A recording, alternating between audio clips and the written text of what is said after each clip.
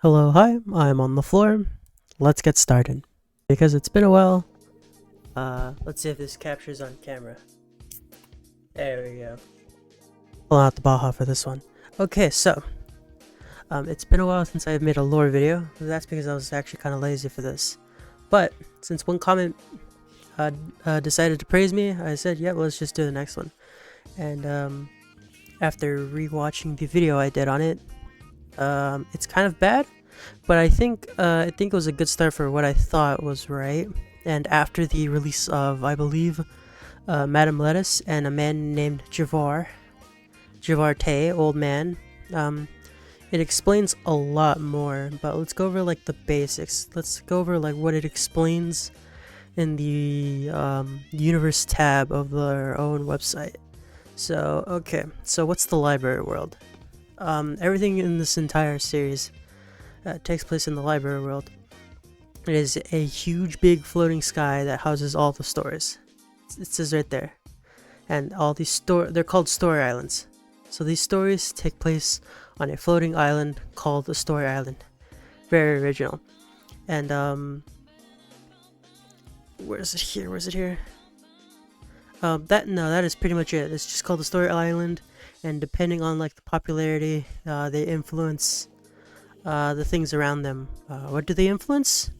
Possibly Synop City. That's probably about it. And it says right there, in the exact same section, that after a story ends and the cycle repeats, it does a slight alteration. What does that mean? I have no idea, but that could possibly be their explanation as for why some of the characters are the way that they are. That's very much the only information you're gonna get out of it. It does also explain like companies and situations, and that's all related to like characters.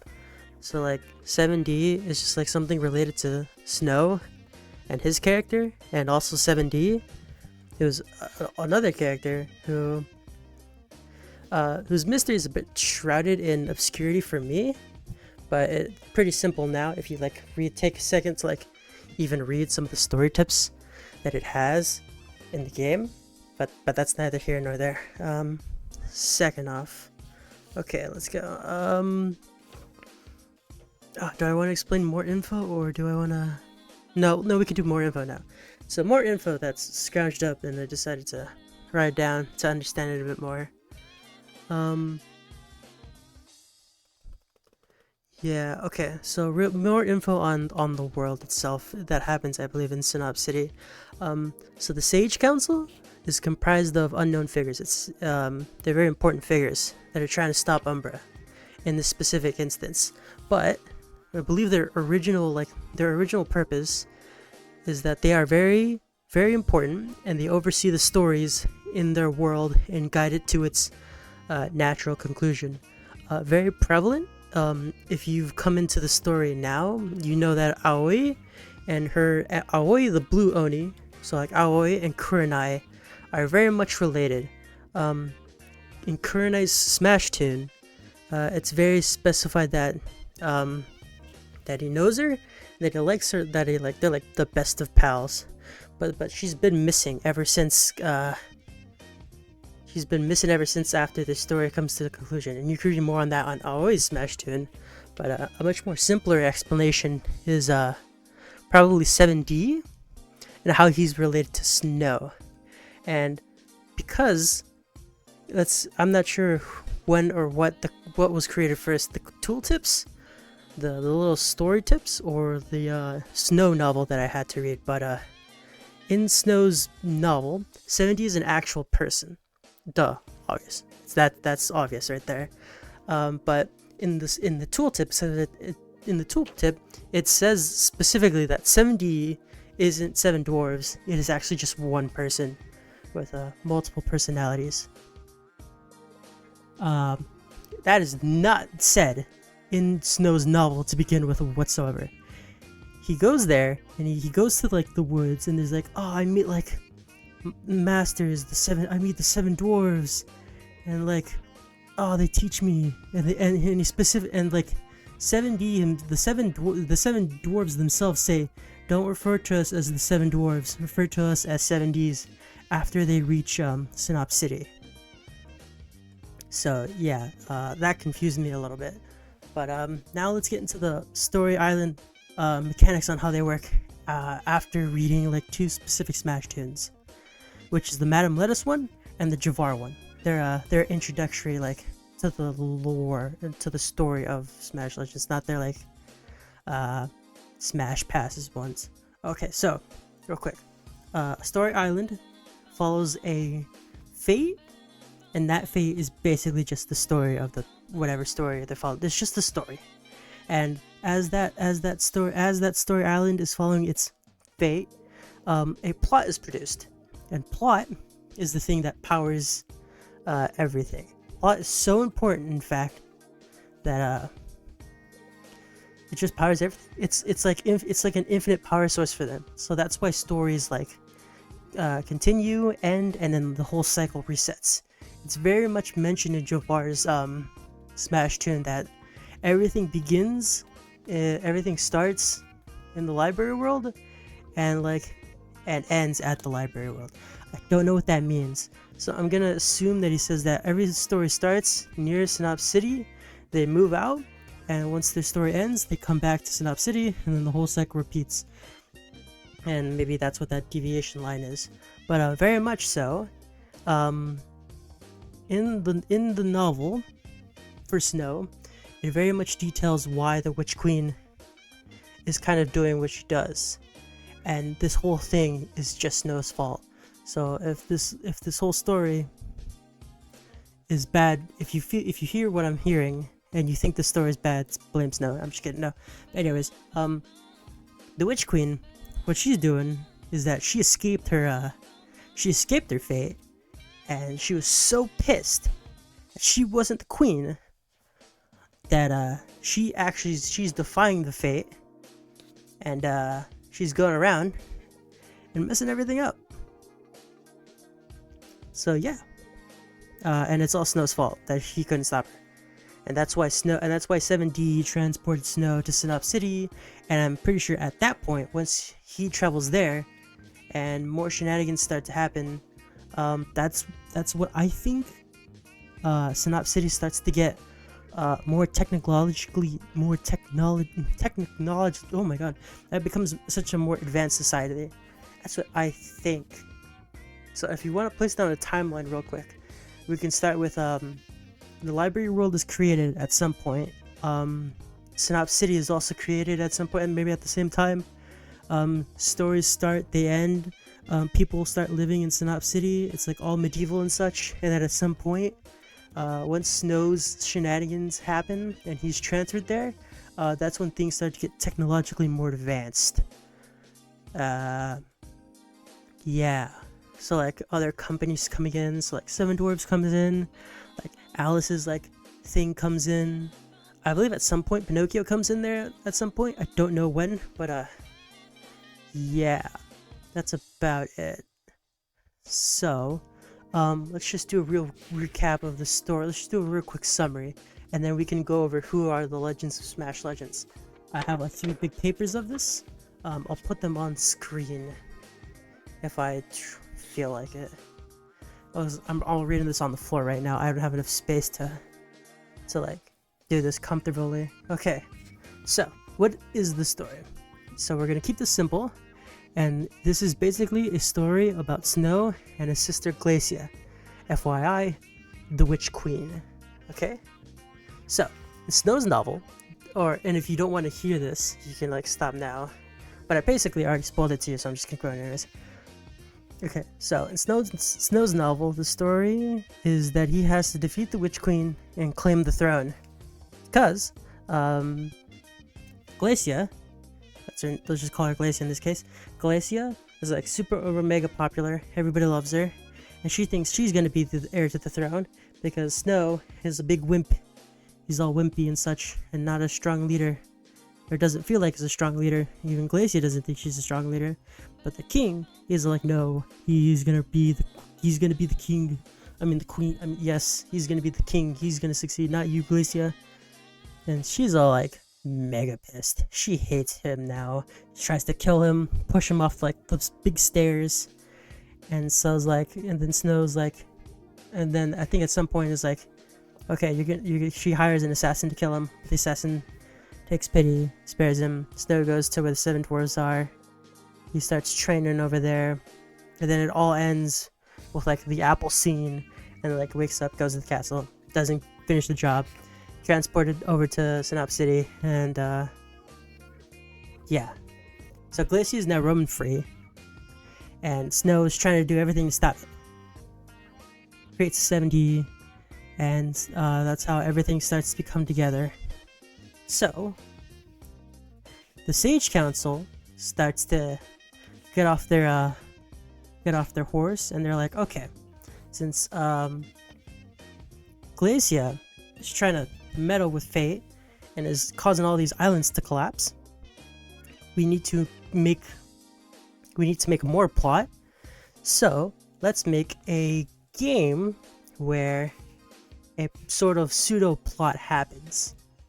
And so Smash Legends is their great big idea. And so, and this is what I'm thinking, now this is all theory at this point, is that Smash Legends game, so let's say you're playing a game of Dominion, right? 3v3, capture the point. Protagonists, all the three legends in the game, are in themselves telling a story of like who claims the Dominion, and that in it itself produces plot and stops everything from messing around. And so that is pretty much how that is. There is some in like one of the Smash novels, there's like some little bit of like political like trickery is at play, where like they start manipulating like things or whatever. They start to get some support. There's some sort of like support for Umbra at some point. It is specifically said in like Javar's story or Smash Tune, where it says that like the underground where Umbra is located in supports Umbra just for the fact that they're in like the underground and their situation is like, you know, messy. So let's say like this like dude is like forced to be in poverty every single time he replays his story, and like he just doesn't want that anymore, and he's like sick of and tired of it. And in a sense, that's sort of like, it's sort of kind of how Aoi feels at the same time too, that she has to constantly replay the same story. But yeah, in a sense, that's happening, and that's pretty much it. There hasn't been like a main like story like revelation that happens any other way. There's like this one, like there's like this big wish you can win from Smash Legends. I don't know when that's gonna be brought up ever again, and so that is pretty much where the story in and of itself is concluding, or like that's pretty much all it. In essence, it's just a story about like Snow and his sister, and they're just fighting each other, trying to see who I don't know, like wins or something. I'm not sure. That's pretty much it. That's like a really like rough like summary of the story. There are other supplementary materials like Ask a Legend that also does something, but like other than that, the only two like lore related ones, or like one that advanced the plot, hasn't like happened at all since like it's actually I don't really know. Maybe like What Must Be Protected, maybe a little bit of Enduring Will. I'm just not sure really. All of this is basically just like what factions are being recruited to what. I don't think they're ever gonna show like Molly versus Rapunzel, because not sure if that's ever gonna be important. Who really knows at this point? But that's pretty much it. That's all I've got. That's all really the important things. You can like go read the novels, but I'm pretty sure probably the only important one is Snow's Dream, because that's how the entirety of the events kick off in the first place. So yeah. Also, quick reading a little bit of Flair's novel. It's actually really sad. Some of these are kind of sad. I've actually never read The Little Match Girl. But if what is in The Little Match Girl is kind of what it's like in the original story, then that's kind of sad. But anyways, yeah, let's like conclude off real quick with who are these legends real quick, because I'm gonna rip this off in fast order because I haven't drank any Baja Blast. I'm feeling mighty thirsty. Okay, these aren't going to be in any particular order. We're going to go these off in quick succession. Okay, Peter. Peter Pan. Peter is from Peter Pan. Blame him for your I want to become the Legends of Smash Legends. So Cindy, obviously Cinderella. Snow White. Witch Queen, this from Snow White. Red from the Red Riding Hood, or like the Little Red Riding Hood. For the month. Flare, the little match girl. Gumi is technically not a story from a story. She embodies like the entirety of like the Nine-Tailed Fox story, or like sort of like as a representation of like a Kumiho, or in this case like the Nine-Tailed Fox. She doesn't really represent anything, and it's gonna be the same thing with Yang, and he's supposed to be like the representation of the Western Dragon. You know, the dragon that hoards all the gold. There's no story tied to these two, but you know, there's sort of like a representation. Goldilocks, Ducky and Swan, and the Ugly Duckling, Master Cat, who's got his grubby little hands on Puss in Boots, Alice in Wonderland, Town Musicians of Bremen, and most importantly Shrek. Ravi is from the Son of the Moon. Wolfgang as well has a big history. It's from Red Riding Hood, the Three Little Pigs, and the Boy Who Cried Wolf. I'm not sure about that last part. Zapata from the Adventures of Pinocchio. Wukong, Journey to the West. Kaiser is the Emperor's New Clothes. Hook, also from Peter Pan. Alice, from Alice in Wonderland. Don Quixote, now I'm getting to flex a little bit of my Spanish, or you can say it's trash, but it's from Sir Quixote de la Mancha. Rapunzel from Rapunzel. Nui from The Son of the Moon again. Obviously, Nui and Ravi are brother and sister. Robin from Red Robin Hood. Octavius from The Little Mermaid. Jacko is from a Stingy Jack. Not sure about that. I'm getting all this from the wiki, by the way. So shout outs to those people. Brick is from Three Little Pigs. Rampart is from The Boy Who Cried Wolf. His Smash tune is kind of confusing to me. I would have to read the story to understand. Kurenai is Red Oni Who Cried. Molly is from The Jungle Book. Maya is from a book called Thumbelina. Not sure the whole specifics on that. Victor from Frankenstein. Lauren Vex is the steadfast tin soldier. Parfait is the Snow Queen. Ali is Ali Baba and the 40 Thieves. That's an interesting name. Aoi, also from the Red Oni Who Cried. Tiamu is Tiamu Mas. It's a little hard to pronounce, but you can read that on the wiki if you want. Marina, the Little Mermaid. Madame Lettuce from Rapunzel. Javar, one of the newer legends from Les Miserables. Sorry if I butchered that. Kind of a cool, there's a manga about that, by the way, so if you want to check that out. And finally, as of now, Pinocchio from The Adventures of Pinocchio. There's a new legend coming soon. I'm not sure how that's going to affect anything, or that's going to affect nothing, but just thought I'd let you know there should be one coming, I believe, on the 27th. And that is all I can spare with you right now. I'm sorry if you didn't understand this.